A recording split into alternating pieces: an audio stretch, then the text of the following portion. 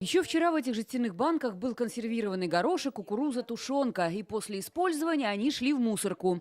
Теперь это основа для блиндажных свечей. Изготовлением занимаются неравнодушные челнинцы. По их словам, таким образом они помогают родным и близким, находящимся в зоне СВО. Я решила сыну и другим военнослужащим помогать, свечку сделать, чтобы от меня помощь какие-нибудь гуманитарные, чтобы было. У меня тоже два племянника сейчас защищают родину.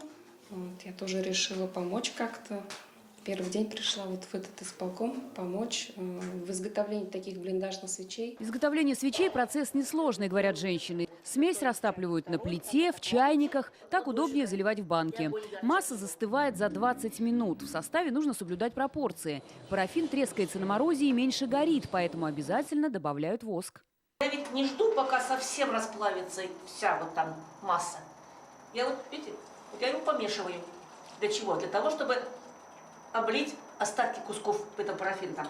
Жестяные банки, гофрокартон, парафин и воск очень нужны для изготовления таких свечей. По словам волонтеров, если у них будет все необходимое, то за день смогут собирать до 200 свечей. С 23 января на территории района начнет действовать акция «Шам Яхтаса», в рамках которой 22 школы района и 41 детский сад будут принимать участие, собирать баночки, приносить в пункт картон, свечи. В акции может принять участие каждый желающий. Жестяные банки, воск, парафин и гофрокартон принимают в здании администрации Комсомольского района Челнов.